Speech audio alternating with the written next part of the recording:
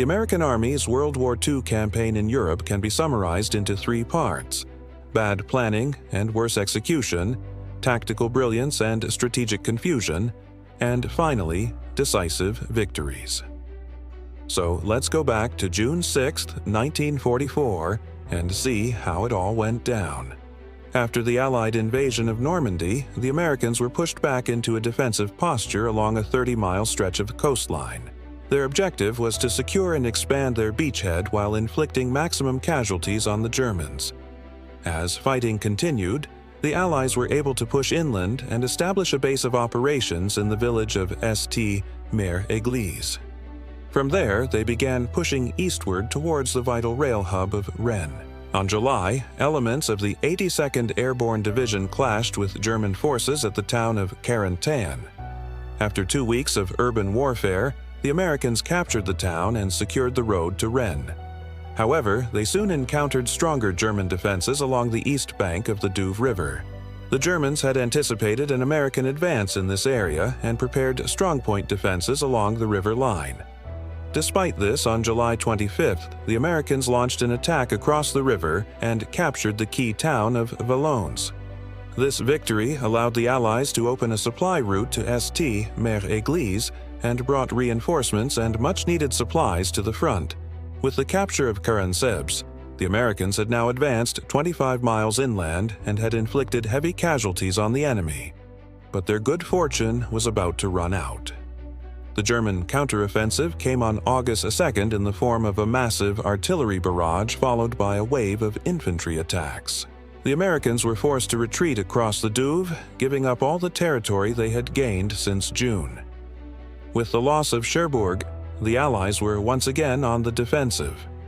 But this time it only lasted 24 hours because the next day, August 8, 1944, Allied troops launched one of the most spectacular amphibious assaults in military history.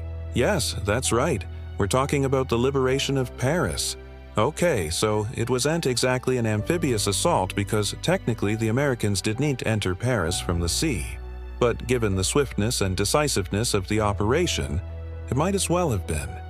The liberation of Paris is a little off topic though, so we're gonna have to return to Normandy to continue our summary. After the failed German counteroffensive in mid-August, the Western Front settled into a familiar pattern. The Allies pushed forward a bit, then dug in while the Germans counterattacked, then dug in themselves. This continued until December, when the Allies launched a major offensive in the Ardennes forest. The plan called for the British to advance through Belgium while the Americans attacked through Luxembourg. The British made some gains, but the Americans soon encountered strong German defenses. Despite heavy casualties, the Americans managed to advance 10 miles inland before the Germans counterattacked. Once again, the Allies were forced to retreat back to their previous positions. In order to finally break through the German lines, the Allies would need more men and resources. And for that, they turned to Italy. On April 1945, the Allies launched the Salerno campaign with the objective of capturing the strategically important Anzio beachhead. After fierce fighting, they were successful and the Germans were forced to retreat inland. This opened the way for the Allies to advance northward into southern France. With the capture of Marseille, the Allies now controlled the entire French Riviera. But the fighting had taken its toll on both sides, and neither side was able to make any significant gains for the rest of the war. In fact, the only major engagement after this was the Battle of the Bulge, which resulted in a decisive American victory. So that pretty much wraps up the American Army's World War II campaign in Europe. They definitely had some bad days, but overall, I'd say they did a pretty good job. What do you think? Let me know in the comments below. Also, don't forget to like and subscribe if you haven't already, and I'll see you next time.